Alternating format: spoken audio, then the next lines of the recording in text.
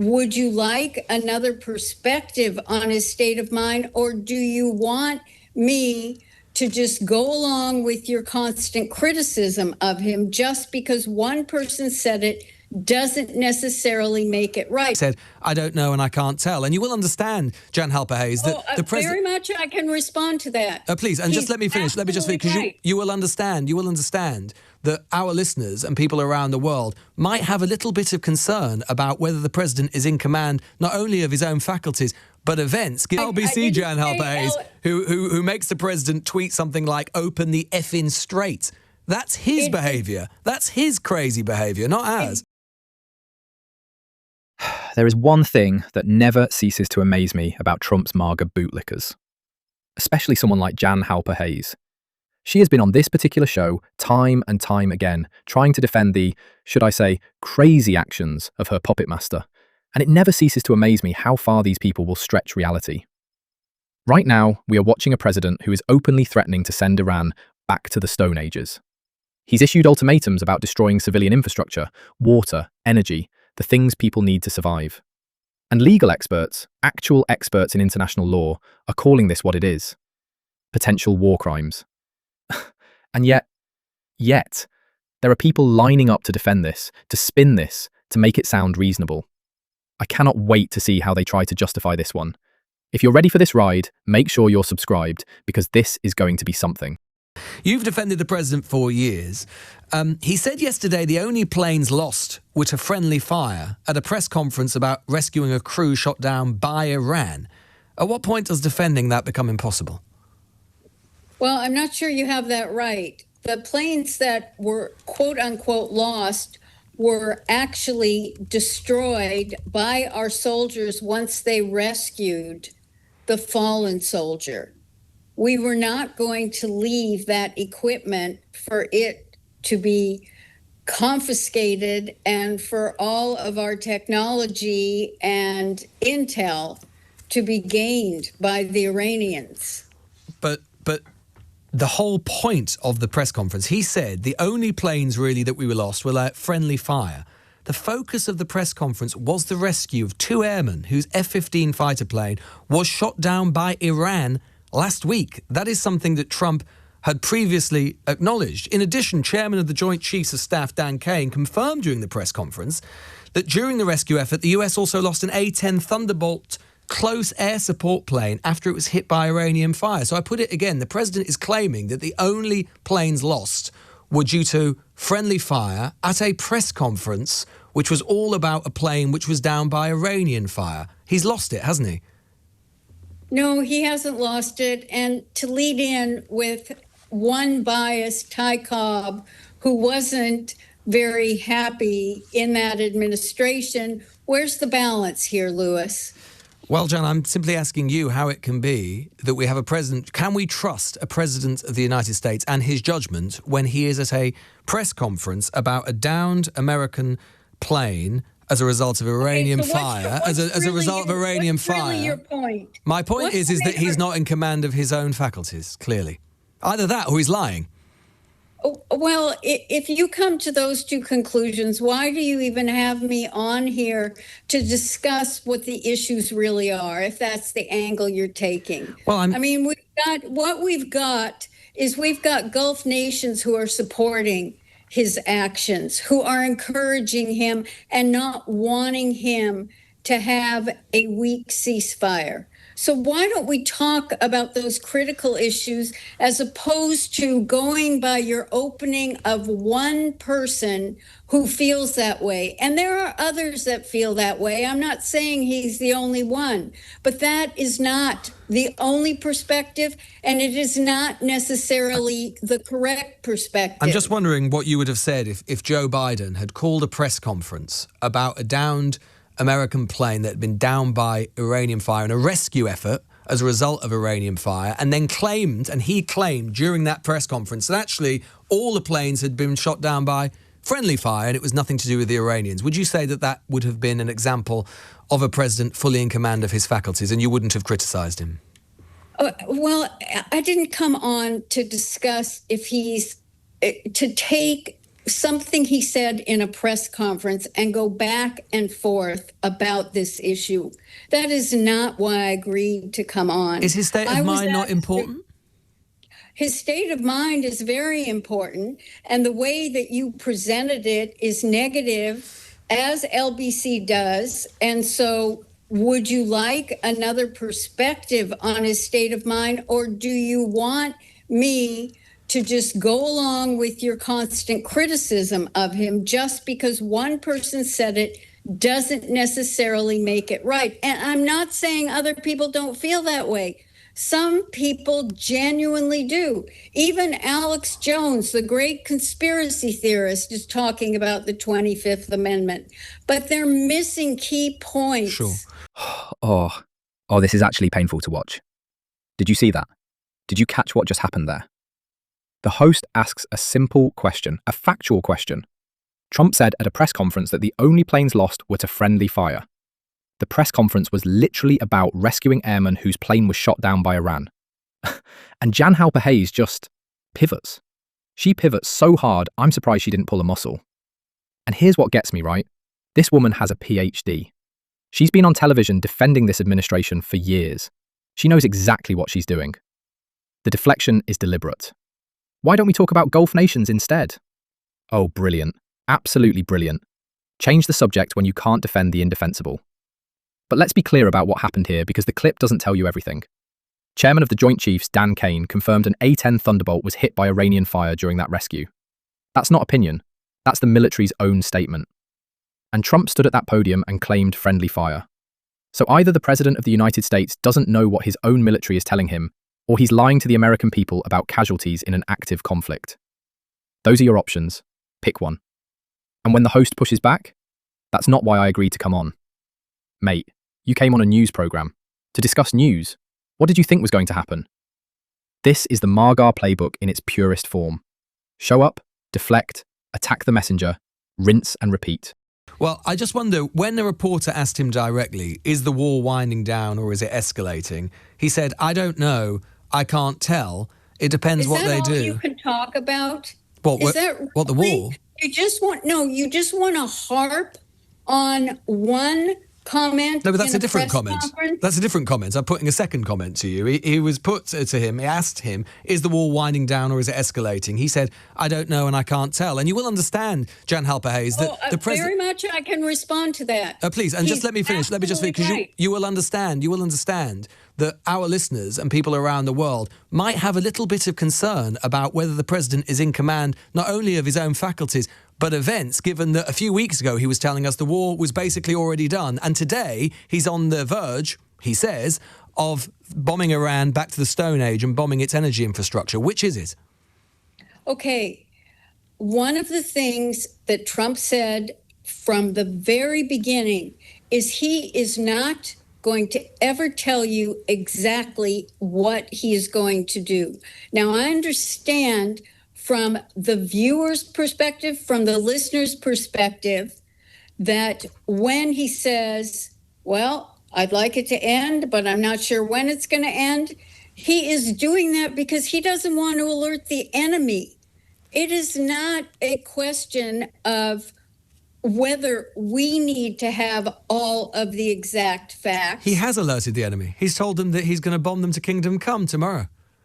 He said he might be doing it tomorrow night. No, he said it was a deadline. He said it's a deadline. He said unless they open the straits, he's going to bomb them. He's going to bomb Iranian energy infrastructure. Would you accept that that would be a war crime? Okay. No, I would not accept it as a war crime. And when you take things out of context and you don't listen to the entire thing, because yes, he gave them a deadline, and yes, he said that that is his intention. And at the end of that press conference, he also added, and it might happen tomorrow night. Now, one of the reasons he added might is, I don't know if you picked up, but Iran is asking young people to go and gather around these power facilities. If there are people that are gathering around it, I can tell you he will not bomb it. Tuesday, just to give listeners the quotes of what he said, tonight. Tuesday will be power plant day and bridge day, all wrapped up in one in Iran. There will be nothing like it. Open the effing straight, you crazy bees, or you'll be living in hell. Just watch. Praise be to Allah. Do you think that sounds like a man who is thinking entirely straightforwardly and is entirely in control of his own faculties? Yes, and that was it. You just read his text, his post on social media, Yeah. But you're not quoting when in a live press conference how he answered questions. So we think that threatening to bomb Iranian energy infrastructure is Louis, acceptable. No, I'm just asking you. You say it's not a war crime. I know Do you you're think? asking me, Do you but you know, I would love to have an intelligent conversation about the issue, rather than the fact that what LBC loves to do is quote the president, use his own words. Let's make Trump a nutcase. And if that's how you it's want to LBC's go about fault. it. Okay. It's No, not I LBC, didn't Jan say Halper-Hayes, who makes the president tweet something like, open the effing straight. That's his behaviour. That's his crazy behaviour, not ours. Right, so now we're getting into the real meat of this, the war crimes question. And watch how she handles it, because this is genuinely staggering. The host asks, point blank, would bombing Iranian energy infrastructure be a war crime? And she says, no. Just no. Like it's a matter of opinion. Like international law is something you can just disagree with if you're feeling patriotic enough. Here's what the clip doesn't tell you. Rachel Van Landingham, retired lieutenant colonel, former legal advisor at US Central Command, she's been sounding the alarm on this for weeks. Military lawyers who actually understand the Geneva Conventions have been explicit. Targeting civilian infrastructure like power plants and water systems, that's not a grey area. That's textbook violation of Protocol 1, Article 54. And Trump isn't being subtle about this. He's posting on social media saying Tuesday will be power plant day and bridge day. He's calling it the effing straight and telling Iran they'll be living in hell. This isn't strategic ambiguity. This is a man openly telegraphing attacks on civilian populations. But here's what kills me. The surrogate's defense is essentially, well, he might not do it. He said might. Oh, wonderful. So we're meant to be reassured. Because the president only probably intends to commit war crimes. That's the standard now? And when the host reads Trump's actual words back to her, she accuses LBC of trying to make him look crazy. Mate, LBC didn't write that post. Those are his words, his behaviour, his threats. You can't blame the messenger for reading the message out loud. Oh, but you added crazy. Well, I think that most people... Not everyone perceives it as crazy. You think it's normal and a good idea for the President of the United States. On Easter Sunday, the Easter weekend, he's backed by the evangelicals. And here's a man using profane language and mocking 2 billion people around the world in a random post, apparently off the cuff, at the same time threatening war crimes in Iran. Do you think that these are the actions of a president who is fully in command of his faculties?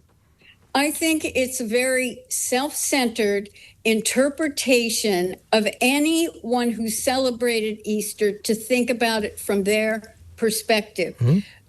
Iran does not celebrate Easter. He wasn't talking to us. He was talking to Iran. Right. And look, if you want to nitpick over these things, I will tell you that, yes, there was profanity. Yes, it was very direct. Yes, it was very blunt. It was not quote unquote presidential.